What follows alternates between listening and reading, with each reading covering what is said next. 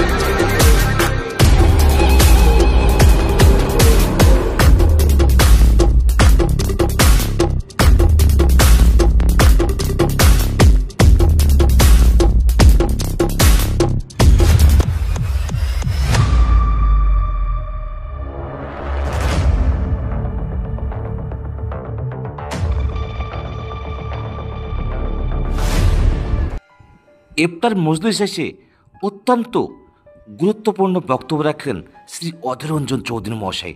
চলুন শুনিনি তার মূল্যবান বক্তব্য। ERC 24 news. আজকের ইফতার মেহফিল নিয়ে কিছু বলেন।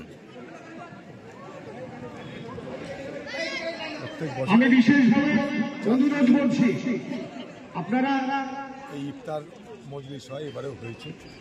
সর্বস্তরের মানুষের এখানে সক্রিয় সহযোগিতা, আন্তরিকতা, তাদের উপস্থিতি,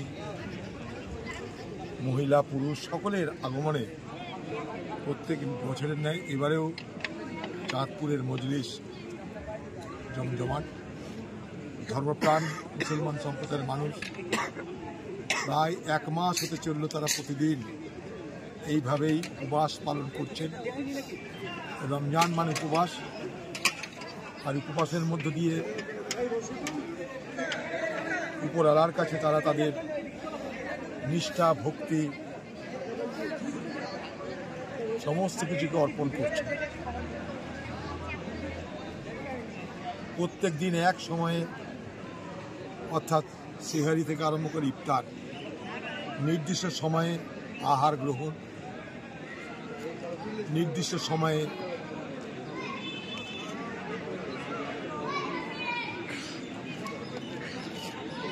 সেখানে আজান, তারপরে নামাজ আদা, উমাল কিতাব কোরআন পড়া, সন্ধ্যের সময় মাগরিবের আজান হতেই ইফতার, তারপর তারাবি। সারা মুসলিম সমাজে একটা ধর্মীয় আবেগের দ্বারা সারা মুসলিম সমাজ আচ্ছন্ন হয়ে থাকে। সেই সময় আমাদেরও ভালো লাগে, আমার নিজের খুব ভালো লাগে। আমি বেরোজগার, রোজা তো করি না আমি, কিন্তু দেখতে ভালো লাগে তাদের এই একনিষ্ঠতা, এই সমাজের একটা পবিত্র শান্তির উৎসব, যেখানে সর্বস্তরের মানুষের অংশগ্রহণ, যেখানে ভেদাভেদ নেই, যেখানে বঞ্চনা নেই, প্রত্যেকের সমান অধিকার। এটার মধ্য দিয়ে সাম্য, ভ্রাতৃত্বের একটা বার্তা রমজান মাস এবং সেই সুবাদে ঈদ উল ফিতর, যাকে আমরা মিলনের উৎসব বলি, তা পালিত হয়। বলা হয় যে সাল্লাল্লাহু আলাইহি ওয়াসাল্লামের নেতৃত্বে, ইচ্ছায়, আদেশে